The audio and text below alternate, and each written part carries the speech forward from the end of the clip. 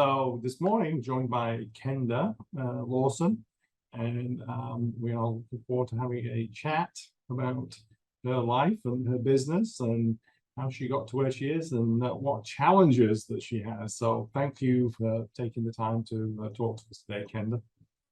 No problem. Thanks for the invitation and to share, some of what I've learned. Yeah.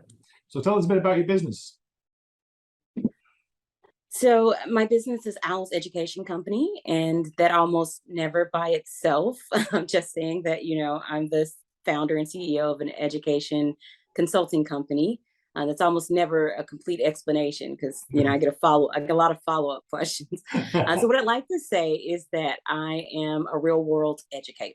I walked out of a classroom and really just set out to make the world my classroom.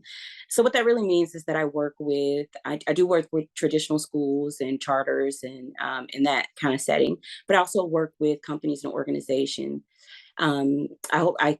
We work with each of those different types of organizations to help them meet whatever learning needs they have to train their students or their workers to sort of be adaptable with 21st century skills and ready for the workforce of the future. That's quite encompassing, actually. You said you were an educator?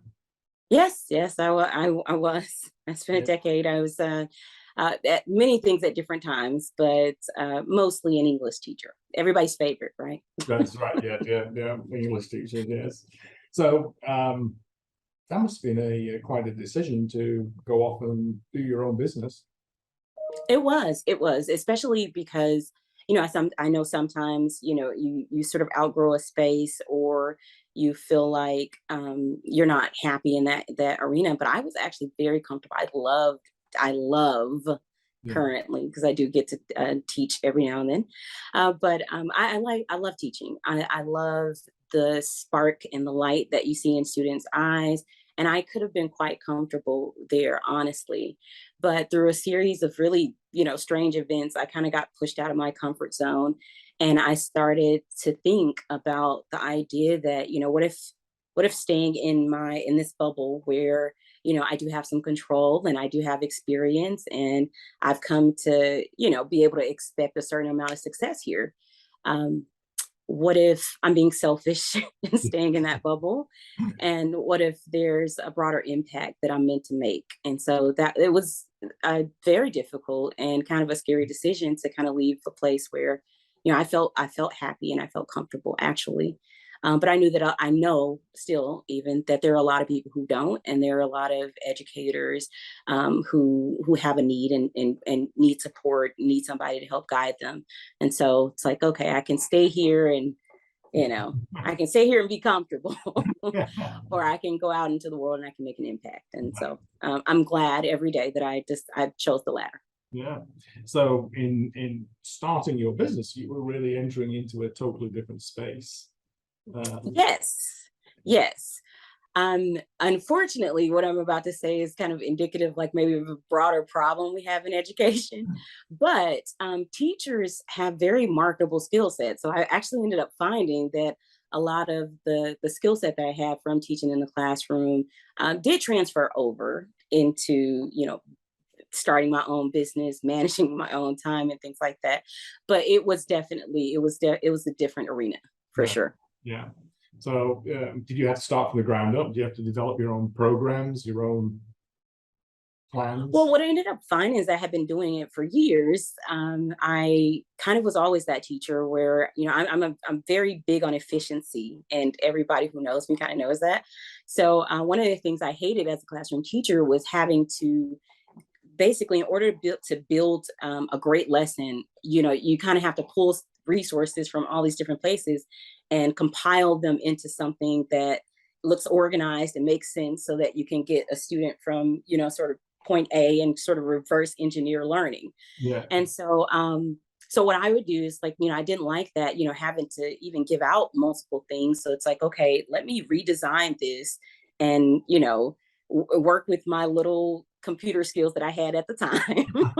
I've had to learn a lot more as I did this work. But in the beginning, it was just me in a Word document, and it's like, okay, let me lay this out so that it's almost like, a path, or, Hansel and Gretel type of thing, where there are these breadcrumbs that my students can follow and they end up where I need them to be. Great. And so I used to do that all the time. And in teaching, we have a, saying, it's like, beg, borrow, and steal. So I always had teachers, like, if there was something on the copy machine, they might pick it up and then come to me later and just say, hey, I borrowed a copy of this, i.e. stole. Yes. I borrowed a copy of this, and I used it. It was really great, and sometimes I found that in an environment where it's really, you have to be really adaptable, and there's a lot going on. There's so many different needs, that a lot of teachers were in need of, like, just solid instructional resources, and so much of the things that companies right now do are designed to sort of kick in once we failed. Right. And so a lot of what I focus on is in that primary instruction thing, giving teachers something besides a textbook that they can use to, do that lesson. But I've been doing that, even when I was in the classroom, and I always had teacher friends who said, at the very least, put this on Teachers Pay Teachers. This was great. Yeah. Or they'll talk about, like, our school is spending so much money on this. This is what we should be buying. Yeah. And so I didn't listen because I'm a little stubborn. So it took me a while to listen and just realize that there were some things I had to bring. So when I started the company, a lot of it was in revamping that with my newfound design skills and things. Yeah. So going back and jazzing it up a little bit. So I didn't have to start from scratch. But a lot of the work that I do, it really is from scratch. It's sort of mind. All I need is a computer, and then, I have this resource that's crazily, it's invaluable for educators. And then as I grew and developed, I learned more about, designing online courses and doing things like that. So it's been a wild ride, but right. I like to learn things, and I like to teach things. So it worked out. So that must have been another step, though, to start taking teachings online and develop courses that people can log into online. Everything, the way that everything played out, I think, is always like how it's meant to play out. And I think this is a good lesson for business owners, I believe, is to sort of let things take their natural course. When everything that I've learned to do evolved out of a need or something that wasn't met. We got to a point where it's like, all right, I've done my curriculum. I pushed it as far as I can. I also did private tutoring. I'm gonna say past tense because I quickly outgrew the capacity to sort of, engage one-on-one with so many students. And once you get one student who has this, like, really, really great jump in their ACT score, and they're off to college and they got all these scholarships, then, by word of mouth, like, I didn't even advertise that part, but I had parents come to me and say, well, now you got to get my student. And so eventually I just didn't have the capacity to do that anymore. And so I was like, okay, what's the next logical progression here? All right, well, let's design an online course where I'll basically teach the same thing, but I'll increase that capacity. Yeah. And so it's just really, not pushing for a lot of things to happen, not stepping outside my lane, but, just following that path as it unfolded was how I got there. Yeah. So did you set out with a plan? Sort of. So originally my plan, and it was this simple, was that I knew I had always been a hard worker. Like, my first job, I was, maybe 14 or 15. I worked at Taco Bell over here by Elvis Presley, on Elvis Presley. And, I was, even as I was a kid, and I took it really seriously. I used to have a notepad. I walked around, I had a checklist for things I was going to do at work. And, so. That's pretty serious for Taco Bell. I know, completely nerdy, but I always, wanted to do a good job. And so one of the things I really started to think about is that, if I worked as hard for myself as I do for other people, I don't think I'll fail. And so my plan was as simple as, I'm going to, do what I've been doing just for myself, and I want to replace my teaching income. Yeah. That was it. That Was the whole plan. I just wanted to make enough to where this wasn't, I didn't fail backwards, Right. And so I'm happy to say, God and the way that everything has turned out has, it exceeded my expectations. That's cool. I mean, that's really cool. I mean, it's, teaching is obviously a calling as well as a profession. You've got to be really calling for that, and to step back from that and go off into a different venture, even though you from what you're telling us, that you're still in the teaching mode, but you're not actually doing the teaching part of it. I mean, and then to go off on this down this other path here, that's quite significant, really. I mean, to have the confidence in yourself that you're going to be able to do that. It helped that my husband had a lot of confidence in me too, because I will admit there were times where I was like, all right, I could probably go back and, I could do something. I think it helped that I reached a crossroads, because, the way education is, there's not a lot of opportunity, I guess.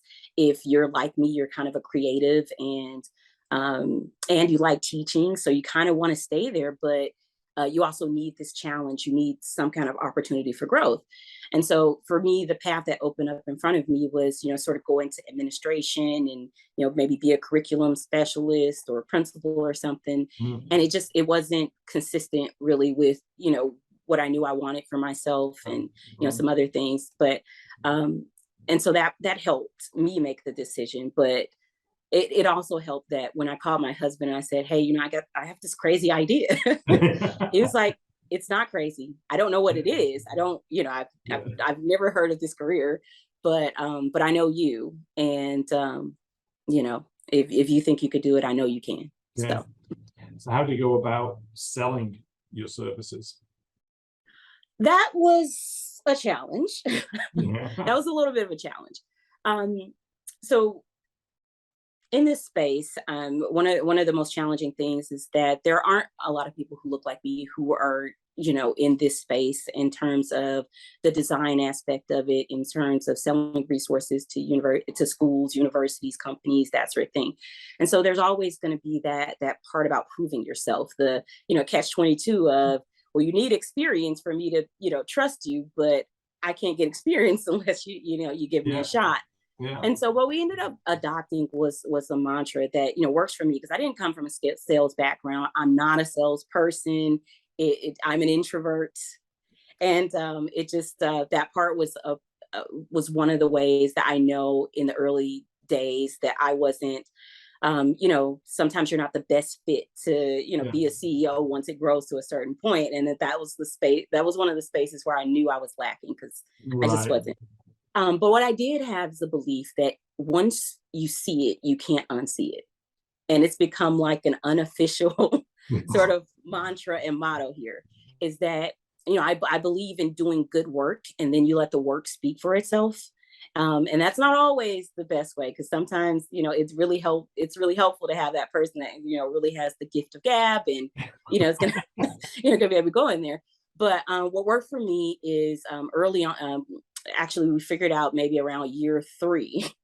So, in the beginning, I did a lot of subcontracting work. And so I did a lot of great work for other people, and so we made money as a company, but nothing that built our brand or our identity or anything like that. So, so around year 3 is when we figured out, it's like, okay, we've been kind of frustrated and trying to beat our head against the system. And it's sort of designed for big players who've been been doing this for years and have a name.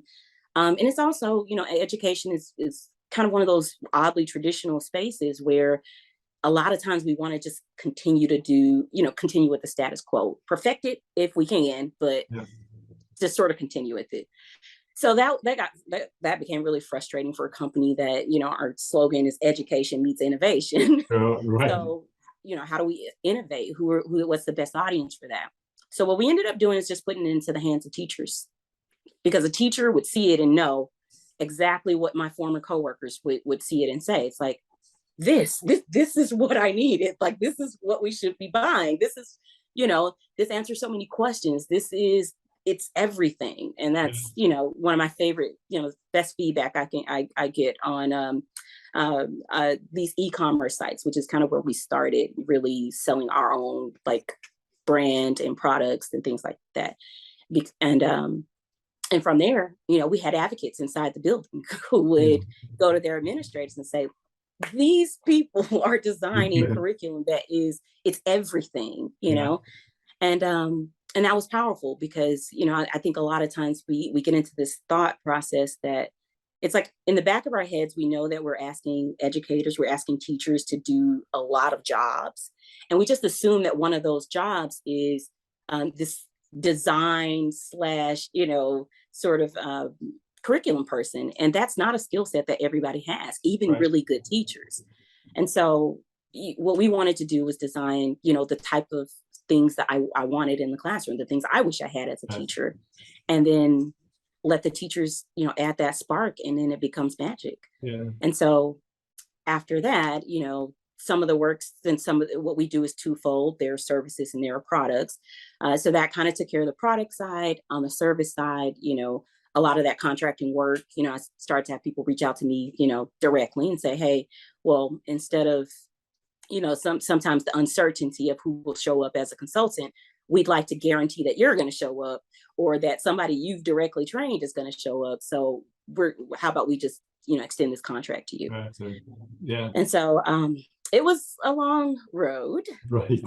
And I think, having a salesperson, maybe there earlier would have been beneficial to the company, but I'm okay with the way that it grew, just authentically and, sort of grassroots.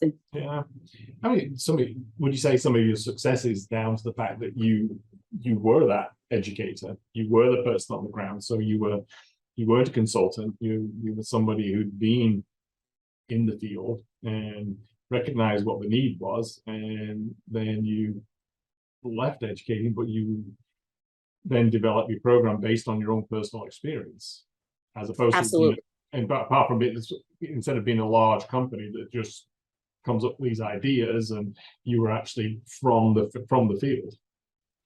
Absolutely. I know that's a problem that a lot of businesses will kind of encounter. You have this idea, but you don't necessarily pause to kind of figure out, is there a market for it? Is there a need for it? Is there, long term, is there the capacity for growth in this area? And so for me, it's like, okay, yeah, no, I've been that person. Yes. So exactly. Yes. I had years of, sort of feedback. And even now, two things, like I'm kind of reaching the point where I may have to, again, evolve in a different way as well, to become more of a leader of an organization and not so hands-on. And that's its own challenge, but even now, the people that, I bring onto my team, there are two sort of requirements. One, you can't be leaving behind teaching because you hated it and you got fed up with it. You have to still love it. And then you have to be this engineer type person where, my theory is that in education, and I'm just making an analogy to other industries, is that there are a lot of architects, right? Like people with, big ideas and pretty ideas, but there's not a lot of engineers who know how to take, start from here and build a plan to get there. And so between those things, I think that's really the advantage, is having that experience, but also really focusing on the mindset of like an engineering design process. Like how do we get from here to there? Yeah. So it was interesting when you said that you recognize the challenge for you is going from the entrepreneur into the leadership role, and stepping back from that role that you wanted to be when you started the business, but recognizing as business grows, you are going to have to take on a different role. A lot of people can't see that. They don't recognize that because they still want to be involved in it for the very reason they started their business. They were passionate about whatever that business is, but then they just get in the same day-to-day thing, and 5 years on, they find they're still doing the same thing. They still have a job. They don't own a business. They still have a job. But you've recognized the fact that you're going to have to go to a leadership role. Yes, and it's difficult. You mentioned, like, what I set out to do, and nowhere nowhere really in that process was, it's like, I'm setting out to be somebody's boss. I left, I left education, so I didn't have to be anybody's boss.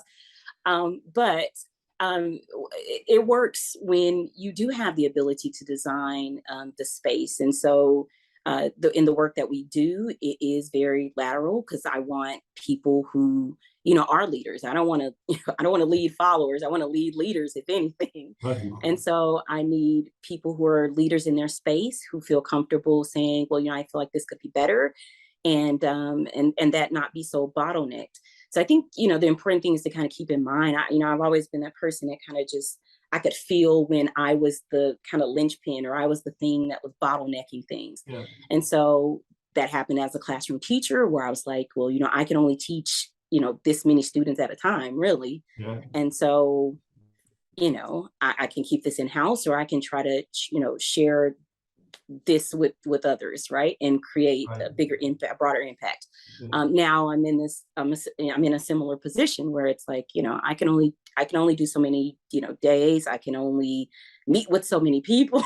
Yes. I can only, I can only do so much. And then a large part of this that was kind of outstanding, that I'm starting to be able to realize, is the idea that I did want what I want. One of the things I wanted to get out of this was the freedom to choose, the freedom to decide that, well, I'm going to wake up today and I'm going to focus more on, my well-being or my family or something like that. And so I think when you stay in that spot for too long, when you're immovable, then, the world's still going to flow around you, but it's like you're planting yourself in the way of progress. And I never want to be that person. It's like, in that, whatever that saying is what, that question, sort of existential, what happens when an unstoppable force meets an immovable object? Yeah. Well, I always tell my staff that the answer is that one of them is proven a liar. Yes. So,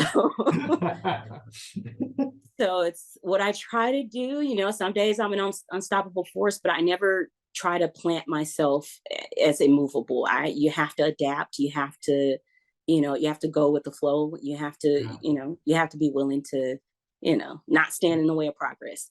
And so whenever I feel like it's like, all right, I'm starting to bottleneck. This process is bottleneck because it has to go through me. Well, do I trust the people that I personally have trained and hired to do this? Yes. Yeah. If the answer is no, I didn't do a very good job training or hiring that person. So it's like, okay, Well, even though I know it's your baby and you built it, and it's like, okay. See, I mean, that's a rare trait that you have there, because not many business owners recognize that, because it is their business, it is their baby, and they like to be involved in every aspect of that business, not realizing it ends up hindering them. Right. Hindering the business, because the no ability to grow. But if you're hiring people, then you have to be able to trust them to do the job. I think in that case, it's like the key thing here, and this is, probably not going to be a popular statement, but it's true. The business, whatever your purpose is, your idea, the impact you want to make, it has to be bigger than your ego. Yes. And so, when I started, there are a lot of consulting companies, and it's like, last name, education group.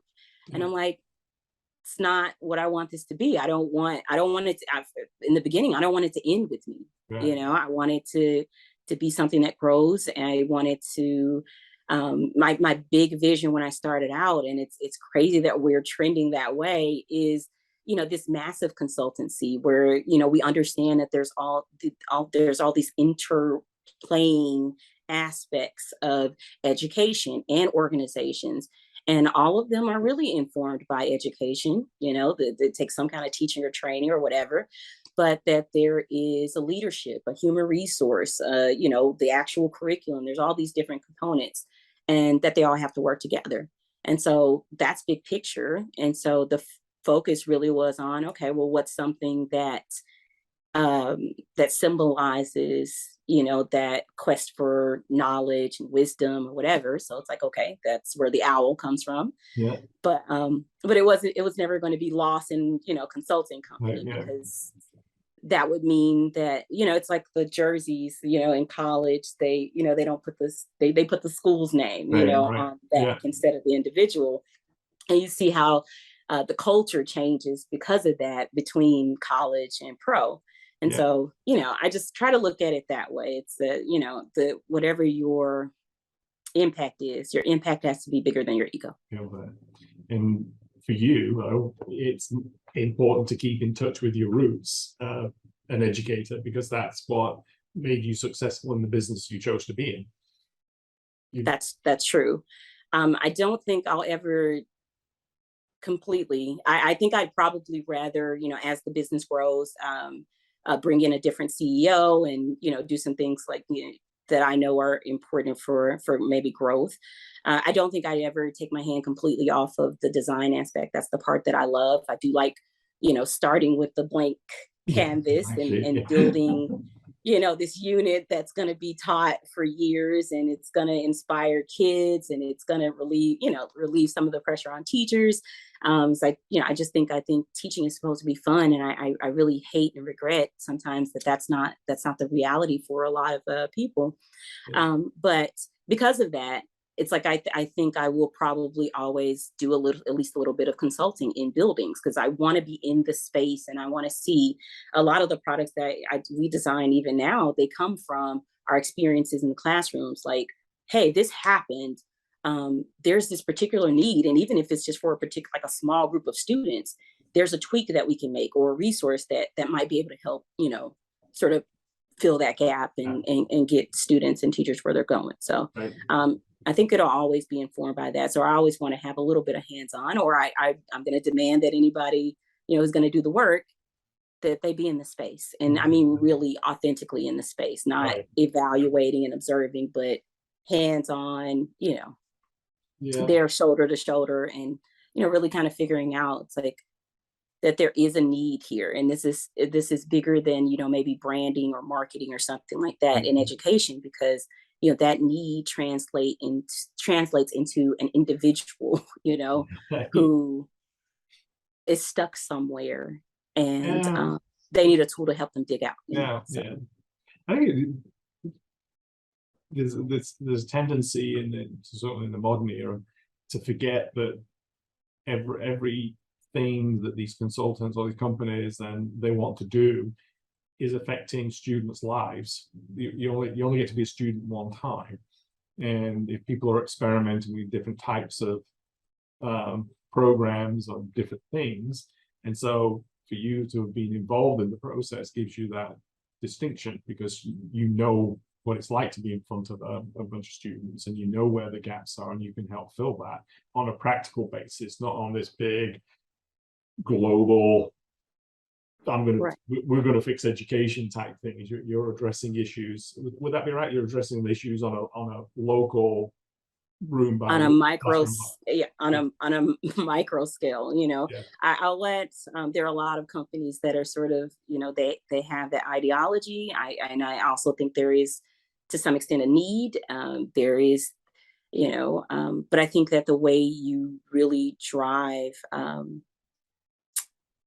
social, like, even social innovation, like some of the things that we want to achieve broadly, is by making sure that goal is clear. But again, day to day, how do I get there? It's like a lot of us agree on, well, this is what has to happen.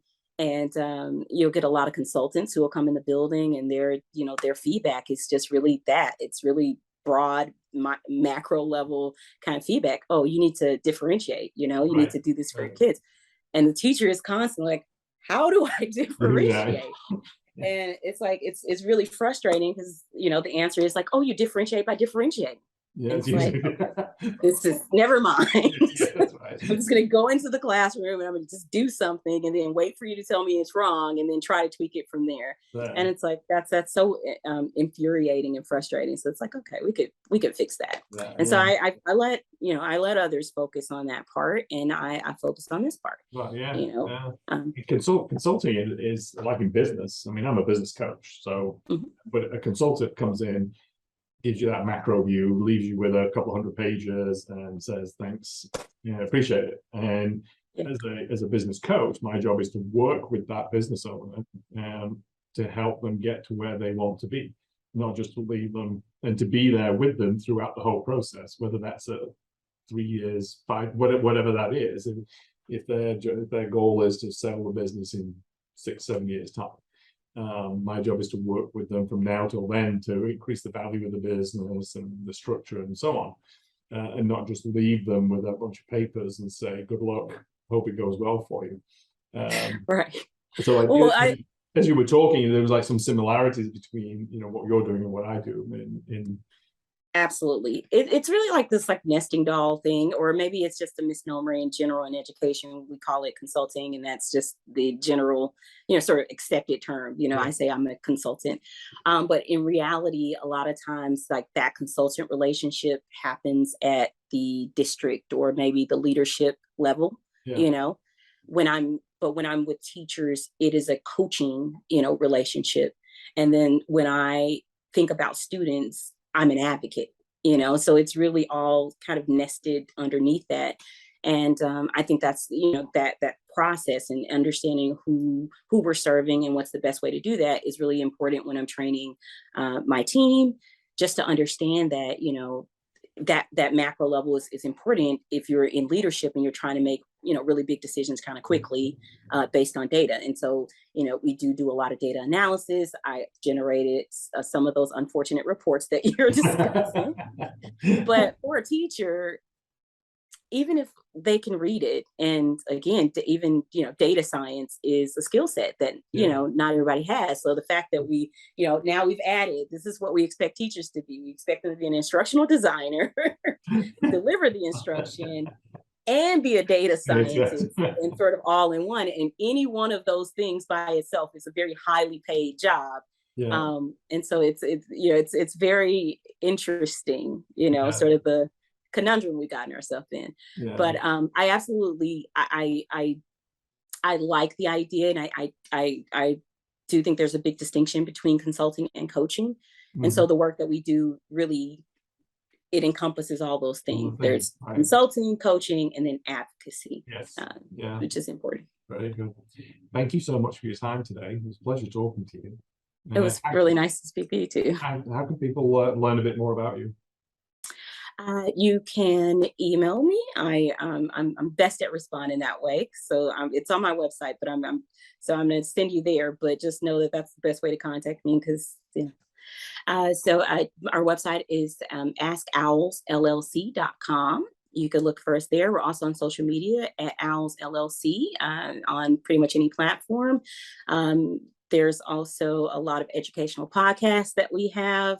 So look for some of those. So, I'm also the host of my own, that's Pedagogy After Dark. So it is about instructional design and teaching and leadership and a lot of different things. So any of those ways, it's a great way to sort of reach out. Modern business, there's more things than just doing the business and trying to do marketing. Now we have to do podcasts and we have to do all these different things in order to communicate. Well, it's really cool to have different mediums, to be able to reach an audience. So I do think for a while there wasn't a lot of like auditory stimulation. We become very, very visual people. So, I'm excited about, those kind of opportunities, as well as, in general, the future of, education, which is all micro learning and, these little opportunities to, pick up a valuable skill just by listening to Keith Potts for 15 minutes. That's right. It is. I mean, it's things are turning back more towards conversations, and certainly marketing and sales. It's less about selling; it's more about conversations which lead to sales. And it's just interesting, whether that's through the era of the pandemic made everybody listen a little bit more, and find different ways of communicating, but it was just so many more conversations. But thank you so much. I appreciate your time today. It was a pleasure talking to you. You too. Nice. Absolutely. Okay.